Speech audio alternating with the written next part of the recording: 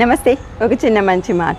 ఈ కాలం పిల్లలకి అమ్మా నాన్నల మాటలంటే అస్సలు లెక్కలేదు. అమ్మ ఏదన్నా ఒక మంచి చెప్తే విసుక్కుంటారు, కోప్పడతారు. నాన్న ఏదన్నా మంచి చెప్పబోతే పైకి విసుక్కోరు కానీ మనసులో విసుక్కుపడతారు, కోపం తెచ్చుకుంటారు. మరి అమ్మాయిలు అమ్మ అయిన తర్వాత వాళ్ళకి ఆ విలువ తెలుస్తుంది. వాళ్ళ పిల్లలకి వాళ్ళు మంచి చెప్పినప్పుడు కొంతమందికి అయితే గుర్తొస్తుంది, అమ్మ కూడా నాకు ఇట్లాగే చెప్పింది కదా మంచి మాట, నేను వినలేకపోయాను, కనీసం నా పిల్లలైనా వింటే బాగుంటుంది అనుకుంటారు.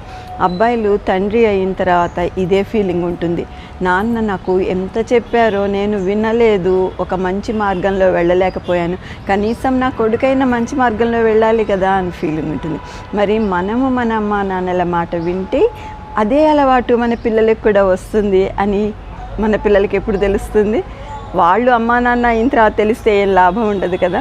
కాబట్టి ఇప్పటి కాలం పిల్లలు అందరూ కూడా అమ్మా నాన్న మాట వినాలి, వాళ్ళు మన మంచికే చెప్తారు అనే విషయం క్లియర్గా అర్థం చేసుకుంటే వాళ్ళ పిల్లలు కూడా ఒక మంచి మార్గంలో వెళ్తారు, వాళ్ళ మాటలు కూడా తప్పకుండా వింటారు.